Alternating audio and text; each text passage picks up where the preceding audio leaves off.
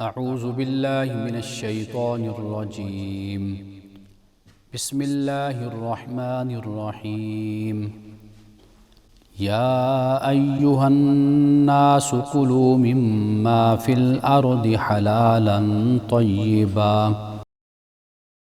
ولا تتبعوا خطوات الشیطان انہ لکم عدو مبین انما یامرکم بالسوء والفحشاء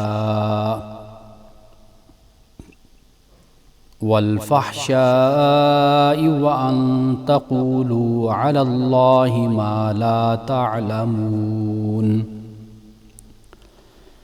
وَإِذَا قِيلَ لَهُمُ اتَّبِعُوا مَا أَنزَلَ اللَّهُ قَالُوا بَلْ نَتَّبِعُ مَا أَلْفَيْنَا عَلَيْهِ آبَاءَنَا أَوَلَوْ كَانَ آبَاؤُهُمْ لَا يَعْقِلُونَ شَيْئًا وَلَا يَهْتَدُونَ صدق اللہ العظیم۔ اے لوگو، زمین کی چیزوں میں سے جو حلال طیب ہیں انہیں کھاؤ، اور شیطان کے نقش قدم کی پیروی نہ کرو، بے شک وہ تمہارا کھلا ہوا دشمن ہے۔ وہ تو بس تمہیں برائی اور بے حیائی کی راہ سجھائے گا، اور اس بات کی کہ تم خدا کی طرف وہ باتیں منسوب کرو جن کے بارے میں تمہیں کوئی علم نہیں ہے۔ اور جب انہیں دعوت دی جاتی ہے کہ خدا کی اتاری ہوئی چیز کی پیروی کرو، تو وہ جواب دیتے ہیں کہ ہم تو اس طریقے کی پیروی کریں گے جس پر ہم نے اپنے باپ دادا کو پایا ہے۔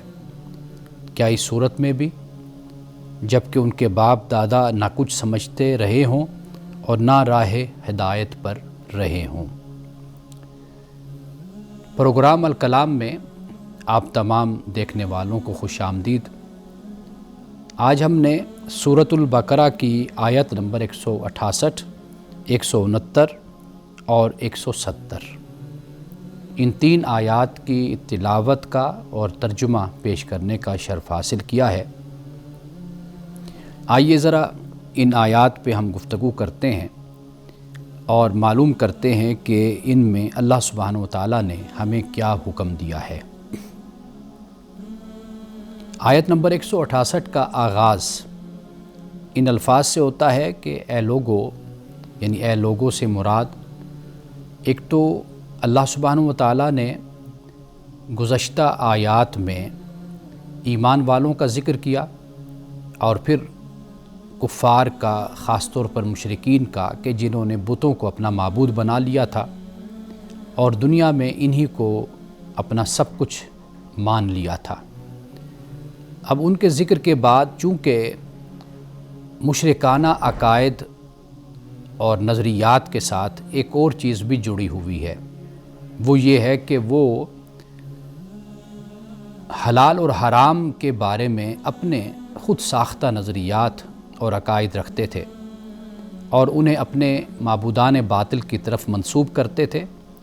تو اب یہاں پہ اللہ سبحانہ وتعالیٰ نے جو حلال اور حرام ہے اس کے بارے میں آگاہ کر دیا اور بتا دیا کہ، اور اس بات کی تاکید کر دی کہ حلال کھاؤ، صرف حلال نہیں، فرمایا کہ طیب بھی۔ یا ایھا الناس، اے لوگو، کلوا مما فی الارض حلالا طیبا، کھاؤ اس سے جو زمین میں ہے، یا زمین سے اللہ سبحانہ وتعالیٰ نے جو پیدا کیا ہے اس میں سے کھاؤ، حلال طیب، حلال بھی اور ساتھ طیب بھی فرمایا، اس لیے کہ حلال وہی ہے کہ جسے اللہ نے حلال قرار دیا، اور حرام وہی ہے کہ جسے اللہ نے حرام یعنی ممنوع قرار دیا۔ مشرکانہ عقائد میں مشرکوں نے اپنی طرف سے حلال اور حرام کی ایک فہرست بنائی ہوئی تھی، اور اپنے بتوں کی نسبت اور تعلق سے وہ کسی جانور کو، کسی چیز کو حلال قرار دیتے تھے اور کسی کو حرام قرار دیتے تھے۔ سورۃ الانعام میں انشاءاللہ ہم جا کر تفصیل کے ساتھ اس کو پڑھیں گے۔ اللہ سبحانہ و تعالیٰ نے وہاں پر بھی انہیں یہی بات بیان کی کہ بھئی کیا تمہارے پاس کوئی علم آیا، کوئی تمہارے پاس دلیل ہے، کوئی برہان ہے اس پر؟ کیا اس وقت تم وہاں پر موجود تھے کہ یہ سب کچھ اللہ سبحانہ و تعالیٰ بتا رہا تھا، کہہ رہا تھا؟ تو گویا تمہارے پاس اس پر کوئی دلیل نہیں ہے، کوئی گواہی نہیں ہے، کوئی ثبوت نہیں ہے، تو یہ تم نے اپنی طرف سے یہ حلال اور حرام کی ایک فہرست تم نے تیار کر لی ہے۔ اسی سورۃ البقرہ میں آگے جا کر اللہ سبحانہ و تعالیٰ نے حرام کے بارے میں ہمیں بتا دیا کہ کیا اللہ نے حرام کیا ہے، اور پھر اسی طرح سورۃ المائدہ کے آغاز میں بھی اللہ سبحانہ و تعالیٰ نے حرام کے بارے میں ہمیں بتایا ہے۔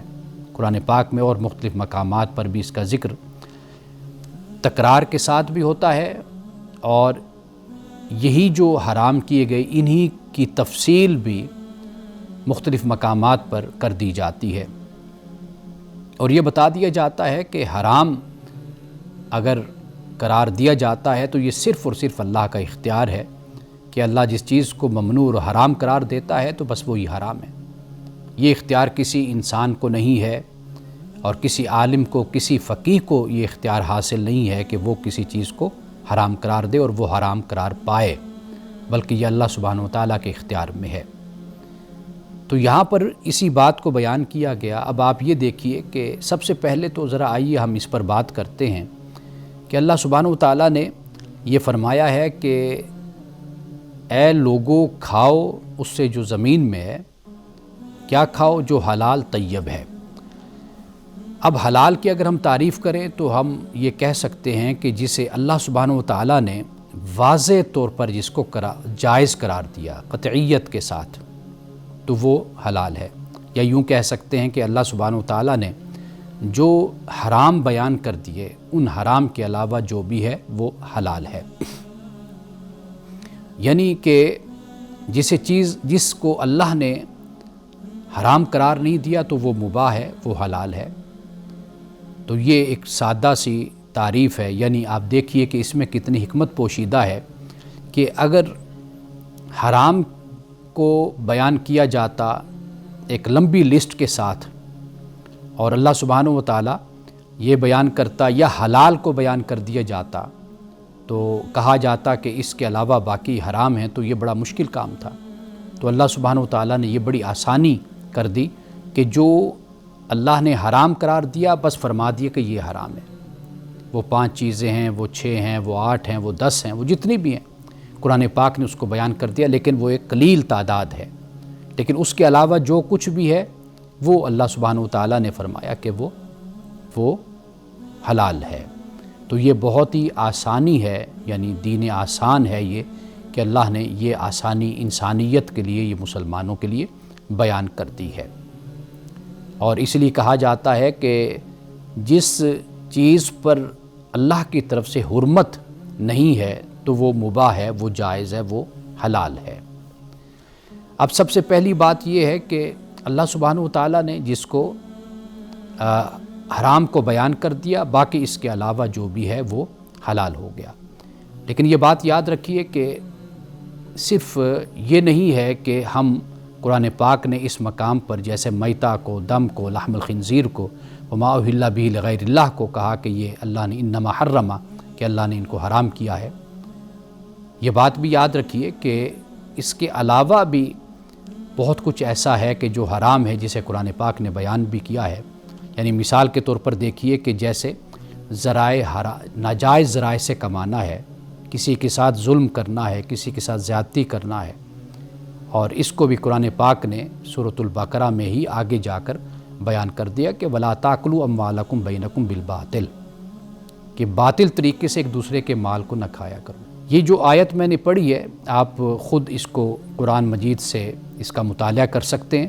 یہ جہاں پہ اللہ سبحانہ و تعالیٰ نے روزوں کی فرضیت کو بیان کیا ہے، اسی مقام پر ہی، یعنی اسی رکوع میں ہی آخر میں جا کر اللہ نے اس بات کو بیان کیا ہے۔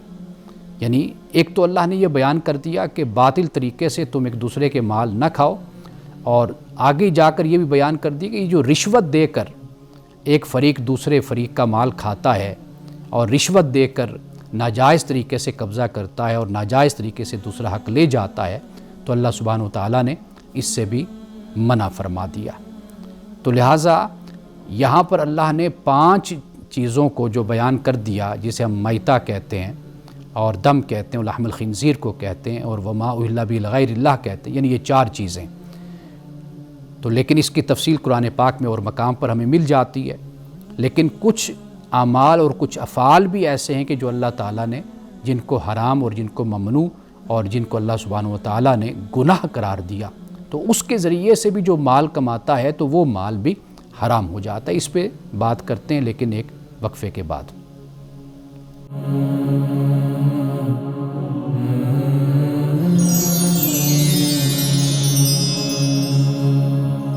عزیزان گرامی قدر، ہم بات کر رہے ہیں حلال کے حوالے سے.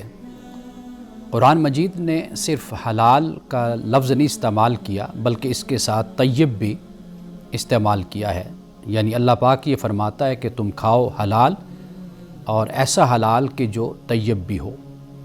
اب طیب سے مراد یعنی یہ صرف جائز اور حلال اس میں نہیں معنی مراد، بلکہ طیب میں مراد یہ ہے کہ جو پاکیزہ ہو، جو صحت مند ہو، اور جو ایسا ہو کہ جو صاف شفاف ہو اور خیر پر جو مبنی ہو.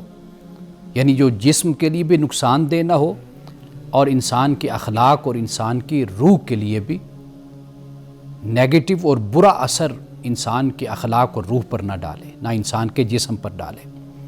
تو اس سے یہ بات سمجھ آ جاتی ہے کہ ضروری نہیں ہے کہ ہر حلال طیب ہو، لیکن جو طیب ہے وہ ہر صورت میں حلال ہوگا. تو اللہ سبحانہ و تعالیٰ مومنین کو، مسلمانوں کو اس بات کی تلقین فرماتا ہے کہ وہ حلال کے ساتھ وہ طیب بھی، یعنی آپ یوں کہہ لیجئے کہ یہ ایک استھیٹک سینس ہے کہ جمالیاتی حص ہے.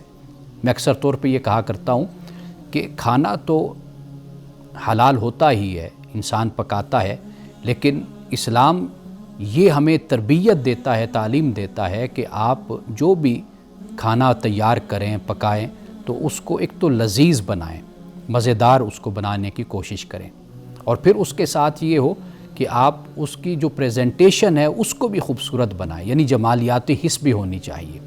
کھانا اس انداز سے پریزنٹ کیا جائے، اس طرح پیش کیا جائے کہ اس میں اللہ سبحانہ وتعالیٰ نے جب حلال کے ساتھ طیب فرمایا تو طیب میں پھر اس کھانے کی، اس طعام کی خوبصورتی، اس کی لذت اور اس کا مزہ، اور اس کے علاوہ انسانی جسم کے لیے، روح کے لیے، اخلاق کے لیے وہ فائدہ مند بھی ثابت ہو. تو اللہ سبحانہ وتعالیٰ نے اس لیے حلال کے ساتھ طیب کو بیان کیا ہے. اب یہاں پہ میں چند فوائد آپ کہہ لیجئے وہ میں آپ کے سامنے ضرور رکھنا چاہتا ہوں کہ اللہ سبحانہ وتعالیٰ نے حلال صرف نہیں فرمایا، حلال کے ساتھ اللہ نے طیب بھی فرمایا ہے. یعنی اگر قرآن پاک ہم پڑھتے ہیں تو قرآن یہ بتاتا ہے کہ انسانی زندگی کی 3 سطحوں کو اس طریقے سے محفوظ کر دیا جاتا ہے. 3 سطحوں کو، 3 لیولز کو آپ کہہ لیجئے اس طریقے سے کہ جب اللہ یہ فرماتا ہے کہ حلال کے ساتھ آپ طیب، اس کا بھی خصوصی طور پر خیال رکھیں. ایک بات یہ ہے کہ جسمانی سلامتی اور جسمانی صحت اس کے اندر موجود ہے، فزیکل، یعنی انسان جب طیب غذا کھائے گا تو اس سے انسان کو صحت ملتی ہے. دوسری بات، اس سے انسان کو روحانی پاکیزگی بھی انسان کو حاصل ہوتی ہے. یعنی گندگی سے، ناجائز اور بدنیتی سے جو انسان مال حاصل کرتا ہے اور پھر اس سے غذا خریدتا ہے، اس سے انسان کی روح پر برے اثرات پڑتے ہیں. اور اسی طریقے سے سماجی انصاف کا پہلو بھی اس میں آ جاتا ہے. جیسے میں نے پہلے بیان کیا تھا کہ انسان کمائے گا، حلال ذریعے سے کمائے گا، کسی کا حق نہیں مارے گا، دھوکہ نہیں دے گا، استحصال نہیں کرے گا، ظلم نہیں کرے گا، اور غلط طریقے سے، بے حیائی سے مال کو نہیں کمائے گا. تو گویا کہ اللہ سبحانہ وتعالیٰ جب حلال بات کرتا ہے اور پھر حلال کے ساتھ طیب کی بات کرتا ہے تو یہ 3 باتیں ہمارے سامنے آ جاتی. یعنی ایک تو ہماری جسمانی سلامتی اور جسمانی صحت پیش نظر رہتی ہے، اور دوسری بات یہ کہ روحانی پاکیزگی بھی ہمیں اس سے حاصل ہوتی ہے، اور تیسری بات سماجی انصاف بھی ہے. جب ہم حلال طریقے سے کمائیں گے، عدل و انصاف سے کمائیں گے، کسی کا حق نہیں ماریں گے. ناظرین کرام، جو سب سے اہم بات ہے وہ ہے روحانی پاکیزگی. یہ بڑی بنیادی بات ہے. اسلام کا فلسفہ حلال و حرام، اس پہ گہرا مطالعہ ہمیں کرنا چاہیے. آپ دیکھیے کہ قرآن پاک آپ کو بہت سی چیزوں سے روکتا ہے، منع کر دیتا ہے. آپ اسلام کا مطالعہ کیجئے. یعنی یہ وہ پوائنٹ ہے، یہ وہ نقطہ ہے کہ جس پہ اسلام بہت زیادہ سینسٹیوٹی کا مظاہرہ کرتا ہے، حساسیت کا مظاہرہ کرتا ہے، اور مومن سے اس بات کا تقاضا کرتا ہے کہ وہ اپنے رزق کے بارے میں احتیاط کرے، اپنی مزدوری کے بارے میں احتیاط کرے کہ آیا کہ وہ اس کو جائز طریقے سے کما رہا ہے یا جائز طریقے سے نہیں کما رہا. ہم یہ دیکھتے ہیں کہ یہ مسلمانوں میں بہت سے لوگوں میں یہ بڑی ایک ذمہ داری پائی جاتی ہے کہ وہ، میرے پاس اسی طرح کے کچھ سوالات بھی آئے ہوئے کہ وہ خاتون یہ پوچھتی ہیں کہ میں ڈاکٹر ہوں اور مجھے جو ایم ایس ہے انہوں نے اجازت دے رکھی ہے کہ آپ دور سے آتی ہیں تو آپ جو 5 دن یا 4 دن ڈیوٹی کے ہوتے ہیں وہ آپ نہ آئیں، آپ 1-2 دن آ جائیں. وہ پوچھتی ہیں کیا میرے لیے اس طرح جائز اور حلال ہو جائے گی میری تنخواہ؟ یعنی یہ جو حساسیت ہے یہ در حقیقت اسلام انسان کے اندر پیدا کرتا ہے تاکہ آپ کسی کا حق نہ کھائیں، کسی کے ساتھ زیادتی نہ کریں. جو آپ ذمہ داری، جو ڈیوٹی اور جو جاب آپ کر رہے ہیں، کہیں اس میں ایسا معاملہ نہ ہو جائے کہ جو آپ کما رہے ہوں وہ آپ کے لیے جائز نہ ہو. یہ جو بینکنگ سسٹم پر اتنی بحث ہوتی ہے، اس کی وجہ کیا ہے؟ اس کی وجہ بنیادی طور پر یہی ہے کہ علماء ہوں، فقہا ہوں، مسلمان ہوں، وہ اس بارے میں حساس ہیں. آیا کہ اس بینکنگ نظام سے، سسٹم سے جو ہم کماتے ہیں، لیتے ہیں، دیتے ہیں، کیا وہ ہمارے لیے جائز ہے یا ناجائز ہے؟ اسی طرح آپ دیگر مسائل کو دیکھ لیجئے تو اسلام کا جو فلسفہ ہے حلال و حرام، وہ اس کو پڑھ کر آپ دیکھ لیجئے کہ قدم قدم پر یہ تعلیم دی جاتی ہے کہ چھوٹا سا کوئی کام بھی آپ سے ایسا نہیں ہونا چاہیے کہ جس سے آپ کے رزق میں ملاوٹ ہو جائے. رسول اللہ صلی اللہ علیہ وسلم نے اس بات کو اسی طرح بیان فرمایا کہ جیسے آپ نے فرمایا کہ کوئی شخص دعا کرتا ہے، لمبے سفر سے آتا ہے، ایسے لگتا ہے کہ مسافر ہے اور کپڑے اس کے گرد آلود ہیں، چہرے سے بھی پتہ چلتا ہے کہ تھکاوٹ بھی ہے اور مسافر بھی ہے، لیکن وہ دعا کرتا ہے تو اللہ تعالیٰ اس کی دعا کو قبول نہیں فرماتا. دعا قبول نہ کرنے کی وجہ کیا ہے؟ رسول اللہ نے فرمایا اس لیے کہ اس کے رگوں میں دوڑنے والا جو خون ہے وہ حرام رزق سے تیار ہوا ہے، اس کا لباس حرام رزق کا ہے. اب آپ خود دیکھ لیجئے کہ کتنی یہاں پر ایک حساسیت اور رسپانسبلٹی ہے کہ جو مال ہم کھائیں، جو ہم پئیں، جو ہمارے پاس ہو، جس سے ہمارا لباس تیار ہو، ہمارا جوتے، ہماری گاڑی، ہمارا گھر، یہ سب کچھ یہ ایسا ہونا چاہیے کہ جو استحصال اور ظلم پر اور دھوکے اور فریب پر مبنی نہیں ہونا چاہیے. تو اس لیے اسلام ہمیں اسی بات کی تعلیم دیتا ہے، صرف یہ نہیں کہ کھانے پینے کے معاملے میں، ہر لحاظ سے اس بات کی تعلیم دیتا ہے کہ آپ نے کسی کا حق نہیں مارنا، کسی پر ظلم نہیں کرنا، اور آپ نے رشوت دے کر یا لے کر آپ نے کسی کو اس کے حق سے محروم نہیں کرنا. اب آئیے ہم اس سے آگے بات بڑھاتے ہیں. اب اسی مقام پر اللہ نے یہ فرما دیا کہ شیطان کے نقش قدم کی پیروی نہیں کرنی. شیطان ظلم کی طرف، ناانصافی کی طرف لے کر جاتا ہے، حرام کی طرف لے کر جاتا ہے، شرک کی طرف لے کر جاتا ہے، تو اس طرف نہیں جانا. انہ لکم عدو مبین، فرمایا کہ بے شک وہ تمہارا کھلا دشمن ہے. اور شیطان تمہیں حکم بھی دیتا ہے، نصیحت بھی کرتا ہے، اور تمہیں وہ راہ بھی دکھاتا ہے. کون سی راہ؟ سو کی، برائی کی راہ، والفحشاء، اور بے حیائی کی راہ دکھاتا ہے تمہیں.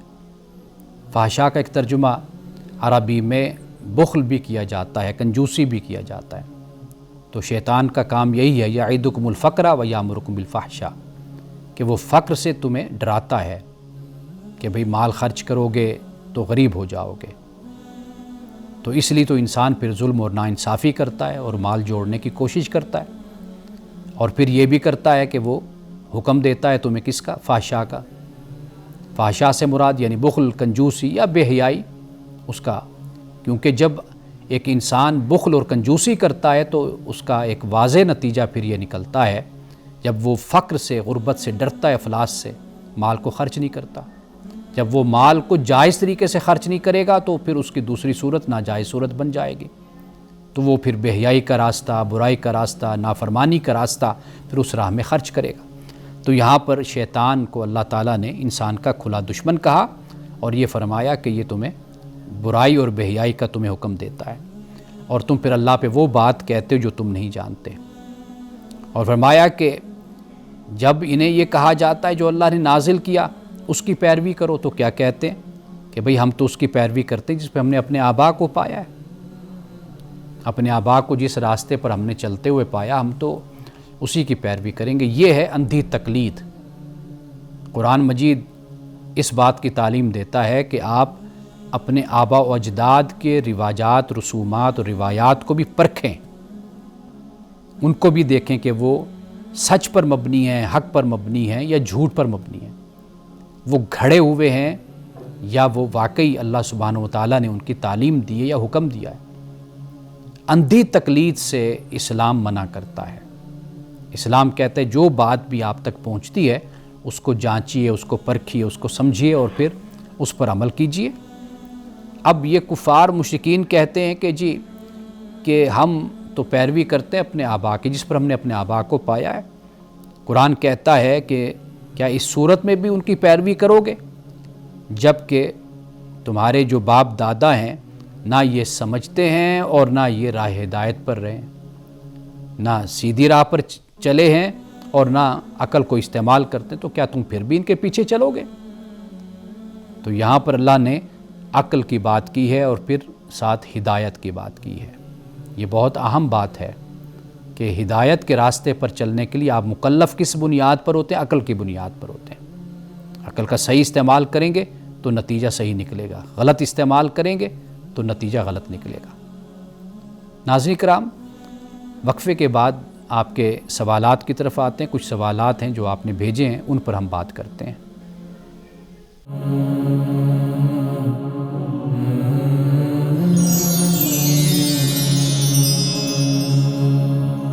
وقفے کے بعد دوبارہ آپ کی خدمت میں حاضر ہیں۔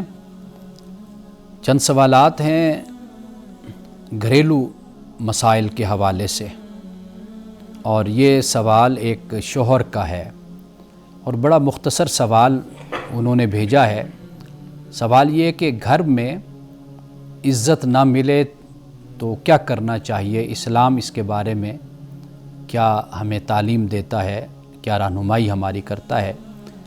تو یہ سوال پوچھنے والے یعنی بڑی درد مندی کے ساتھ انہوں نے اپنا یہ سوال بھیجا ہے کہ وہ یہ چاہتے ہیں کہ جو ان کی بیوی ہے، شریک حیات ہیں، وہ ان کے ساتھ رویہ اپنا درست رکھیں۔ جب وہ گھر آتے ہیں شام کو آفس سے تھکے ہوتے ہیں تو وہ ان کو کھانا پوچھے، عزت سے پیش آئے، حال احوال پوچھے، طبیعت پوچھے، جس طرح ایک عام روایت اور ایک طریقہ ہوتا ہے۔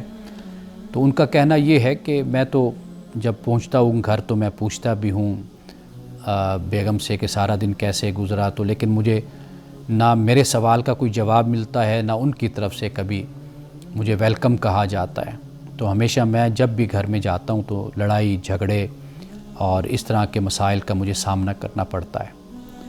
تو پہلے بات تو میں نے ان سے یہ کہی تھی کہ واقعی یہ مسئلہ ہے یا آپ کا وہم ہے، لیکن جب انہوں نے اس پر تفصیل سے روشنی ڈالی، مجھے کچھ بتایا، تو میں اس یقین پہ پہنچا کہ یہ واقعی مسئلہ ہے، وہم نہیں ہے۔ کیونکہ بعض لوگوں کو وہم بھی ہوتا ہے۔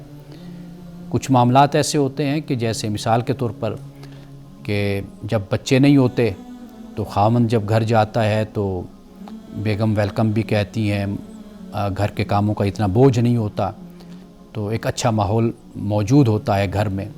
لیکن جیسے جیسے بچے پیدا ہوتے ہیں، ان کی پیدائش ہوتی ہے، کچھ بڑے ہونا شروع ہو جاتے ہیں، پھر ان کے مسائل بھی ہوتے ہیں، تو ماں پھر ان مسائل میں الجھ جاتی ہے، سارا دن پھر تھک جاتی ہے۔ تو یہ وجہ بھی ہوتی ہے۔ تو میں نے ان سے کہا کہ کہیں ایسا کوئی آپ کا وہم تو نہیں ہے؟ تو انہوں نے جو صورتحال میرے سامنے رکھی تو اس سے مجھے میں اس نتیجے پہ پہنچا کہ واقعی کچھ یہاں پر ایسی پرابلم ہے۔ تو سب سے پہلے تو میں یہ ان سے عرض کروں گا کہ کبھی بھی صبر کا دامن ہاتھ سے نہ چھوڑیں، صبر کا دامن پکڑے رکھیے، اور اس میں کوشش کیجئے کہ گفتگو ہوتی ہے، سمجھانا ہوتا ہے، اور جسے سافٹ کونسلنگ کہتے ہیں وہ آپ جاری رکھیے۔ دیکھیے، اگر ایسا رویہ ہے جس سے آپ کو پریشانی ہے تو اس کا طریقہ یہ ہوتا ہے کہ مزید اپنے آپ کو دور کرنے کے بجائے اپنے ساتھی سے قربت اور ساتھی کے ساتھ بیٹھ کر گفتگو، یہ سب سے بہتر طریقہ ہوتا ہے۔ ایک طریقہ یہ ہوتا ہے کہ وہ ایک جگہ اگر ایک طرف سے بدمزاجی کا مظاہرہ ہو رہا ہے، چڑچڑاپن کا مظاہرہ ہو رہا ہے، تو دوسرا بھی اپنی انا میں بیٹھا رہتا ہے اور مسئلے کے حل کی طرف نہیں جاتا، یعنی قربت میں نہیں جاتا، دوستی نہیں کرتا، حال احوال نہیں پوچھتا، قریب ہونے کی کوشش نہیں کرتا، وہ اپنی انا میں رہتا ہے، تو پھر یہ اسی کشمکش میں ٹوٹ گیا رشتہ چاہ کا، پھر یہ صورتحال رہتی ہے۔ تو لہٰذا کوشش یہ آپ کریں کہ بھئی آپ زیادہ سے زیادہ ملیں، بیٹھیں، بات کریں، گفتگو کریں، وہ جیسی بھی کڑوی کسیلی گفتگو کرتی ہیں تو وہ بھی آپ سنیں، تو تھوڑا سا یہ کہ نفسیات کو انسان کی آپ سمجھنے کی کوشش کریں۔ تو ایک تو یہ معاملہ ہے۔ دوسرا یہ ہے کہ دیکھیے اگر یہ دل آزاری اور یہ اذیت مستقل طور پر ہے، بڑھتی چلی جا رہی ہے، تو پھر اس کا راستہ یہی ہوتا ہے کہ آخر نکاح آپ نے جو کیا، شادی ہوئی، تو اس میں دونوں خاندان موجود تھے، آپ کے والدین، ان کے والدین، اور اسی طریقے سے بزرگ بھی شامل ہوتے ہیں، چچا، ماموں، پھوپھا اور خالو رشتہ دار ہوتے ہیں بڑے، اور کئی معتبر رشتہ دار بزرگ بھی موجود ہوتے ہیں۔ تو پھر اس کا طریقہ یہ ہوتا ہے کہ آپ کسی کا سہارا لے لیں، یعنی والدین سے جیسے بات کی جاتی ہے، والدین سے بات کر لیں ان کے، یا بھائی ہوتے ہیں ان کا اثر رسوخ ہوتا ہے، ان سے بات کر لیں، یا کسی اور سے کر لیں۔ تو ایک تو یہ معاملہ ہوتا ہے کہ اس طریقے سے کوشش کریں کہ آپ گھر کو بچائیں۔ طلاق کا جو معاملہ ہوتا ہے، اس لفظ کو بولنے سے بھی انسان کو احتیاط کرنی چاہیے، ڈرنا چاہیے۔ ایسا معاملہ نہیں ہے کہ فوری انسان کہے جی بس اب طلاق اور معاملہ ختم، نہیں۔ آپ کوشش کریں نبھا کی، اور صورتحال، اور پھر خاص طور پر جب بچے ہو جائیں تو پھر اور معاملات ہو جاتے ہیں۔ جب بچے نہ ہوں تو پھر دوسری صورت ہے کہ خیر ہوتی ہے کہ چلیں اگر دونوں مل کر سمجھداری کے ساتھ علیحدگی اختیار کر لیں، لیکن جب بچے بڑے ہو جائیں یا بچے موجود ہوں، 3-4 بچے ہوں، تو پھر اس بارے میں یہ احتیاط کرنی چاہیے کہ طلاق تک بات نہ جائے۔ اگر طلاق تک جاتی ہے، وہ آخری حل ہوتا ہے کہ پھر آپ کو وہ اختیار کرنا پڑتا ہے، لیکن وہ آخری حل ہوتا ہے۔ قرآن پاک نے بھی اسی ترتیب کے ساتھ ہی اس کو بیان کیا ہے۔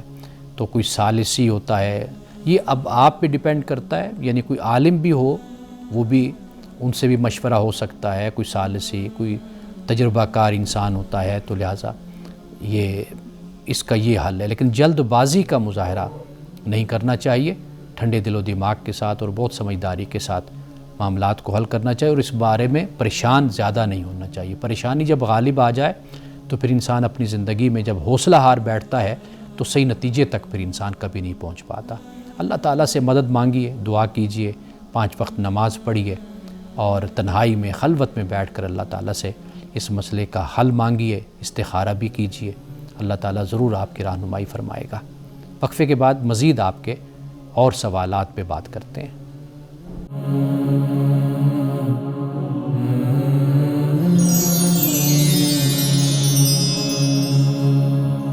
ایک اور سوال میاں بیوی کی زندگی کے حوالے سے ہی ہے، اور یہ سوال ایک خاتون نے بھیجا ہے، اور وہ جو بات بیان کرنا چاہتی ہیں، رسول اللہ صلی اللہ علیہ وسلم کے زمانے میں تو ہمیں روایات میں یہ بات ملتی ہے کہ خواتین اس مسئلے کو اور اس بات کو بیان کر دیا کرتی تھیں، اور وہ سوال کیا ہے، وہ یہ ہے کہ بیوی کی جذباتی ضرورتیں پوری نہ ہوں تو شوہر کی کیا ذمہ داری ہے؟ تو سب سے پہلے تو میں جو جذباتی ضرورت کا جو لفظ استعمال انہوں نے کیا ہے، تو میں اس کی تھوڑی سی وضاحت کر دوں۔ اس سے جذباتی ضرورت صرف ایک ضرورت نہیں ہے جسے ہم جنسی ضرورت کہتے ہیں، وہ بھی اسی میں اس کا حصہ ہے۔ تو خاتون جب یہ کہتی ہیں جذباتی ضرورت، جہاں تک میں سمجھا تو میں اس کی ذرا وضاحت کر دوں۔ ایک تو توجہ خاتون چاہتی، بیوی چاہتی ہے۔ دوسری بات رسپیکٹ ہوتی ہے، قدردانی، یعنی عورت گھر کے کام کر کے یا گھر سنبھال کر نگرانی کر کے تھک جاتی ہے، تو پھر جب شوہر صاحب تشریف لاتے ہیں تو پھر ان کا رویہ بھی مختلف ہوتا ہے۔ تو کم از کم اتنی ہو کہ اس کو عزت سے، اس کو پیار سے، محبت سے اس کو بلایا جائے، اور اسے اتنا ہی کہا جائے کہ آپ تھک گئی ہوں گی، سارا دن آپ نے کام کیا ہے۔ تو قدردانی اور تیسری بات تحفظ اور اعتماد، یہ کانفیڈنس، پروٹیکشن، یہ بھی عورت کی جذباتی ضرورتوں میں سے ایک ضرورت ہوتی ہے۔ اور اسی طرح محبت کا اظہار جس کو کہتے ہیں افیکشن، یہ بھی اسی میں شامل ہے۔ اور پھر گفتگو اور سننے کا عمل، یعنی آپ بات کیجئے، بولتے نہ جائیے، بات کو سنیے، یہ سننا یہ بھی جذباتی ضرورتوں میں سے ایک ضرورت ہے۔ اسی طرح عزت، احترام، قربت، جیسے میں نے بیان کیا، قرآن پاک نے وَعَاشِرُوهُنَّ بِالْمَعْرُوفِ فرمایا کہ ان سے بہترین طریقے سے تم ان سے بالمعروف، معروف طریقے سے، جو اچھا طریقہ ہے وہ تم ان کے ساتھ زندگی میں وہ معاملات زندگی میں لے کر چلو جو خاندانی اور ذاتی اور زندگی کے معاملات ہوتے ہیں۔ رسول اللہ صلی اللہ علیہ وسلم نے بہترین مرد اس کو فرمایا کہ جو اپنی بیوی سے اچھا سلوک کرتا ہے۔ اور اب آخری بات کہ جذباتی ضرورتوں میں ایک ضرورت وہ جنسی ضرورت بھی وہ شامل ہوتی ہے۔ تو خاتون بیوی جہاں پہ اپنی ان ضرورتوں، جو جذباتی ضرورتیں ہم کہتے ہیں، ان میں ان ضرورتوں کے ساتھ یہ ضرورت بھی ہوتی ہے کہ مرد صرف اسی کا ہو، بس ایسا رویہ، ایسا کردار نہیں ہونا چاہیے کہ انسان، جو اسلام کی تعلیمات ہیں کہ جو جائز رشتہ اور تعلق ہے وہ صرف اس کا اپنی بیوی کے ساتھ ہوتا ہے، تو وہ کسی اور کے ساتھ نہیں ہو سکتا۔ تو اس بارے میں بچنا چاہیے اپنے آپ کو، کیونکہ یہ اسلام اس کو بہت بڑا اس کو گناہ قرار دیتا ہے۔ اب اس کے بعد ایک اور سوال ہے، وہ یہ ہے کہ میاں بیوی ایک دوسرے کو سمجھنے کے لیے کون سا قرآنی اصول اپنا سکتے ہیں؟ یہ بڑا اہم سوال ہے۔ قرآن مجید نے، جیسے میں نے ابھی ایک آیت پڑھی وَعَاشِرُوهُنَّ بِالْمَعْرُوفِ، کہ بھلے طریقے سے زندگی گزارو ایک دوسرے کے ساتھ، جو اچھا طریقہ ہے۔ اور اس کے 3 عملی معنی آپ کہہ سکتے ہیں وہ ہو سکتے ہیں جب قرآن معروف کی بات کرتے ہیں کہ اچھے طریقے سے۔ ایک تو حسن ظن ہے، بنیادی طور پر بدگمانی نہیں ہونی چاہیے میاں بیوی کو، بدگمانی گھروں کو تباہ کر دیتی ہے، وہ بیوی کی طرف سے ہو۔ میرے سامنے ایسے بہت سے کیسز ہیں کہ بیوی خام خواہ اگر خامن نے کسی لڑکی سے بات کر لی یا کسی کی کال آ گئی تو کوئی مسئلہ ہو گیا، تو بس بیوی نے پھر سر، جو کہتے ہیں آسمان سر پہ اٹھا لینا ہے اور مسلسل اپنے گھر کو ہی برباد کر دینا ہے اس نے۔ تو ایک تو یہ وجہ۔ دوسرے، نرمی اور گفتگو، پولائٹنس اختیار کرنی چاہیے۔ قرآن پاک نے مودت اور رحمت کا ذکر قرآن پاک نے کیا ہے۔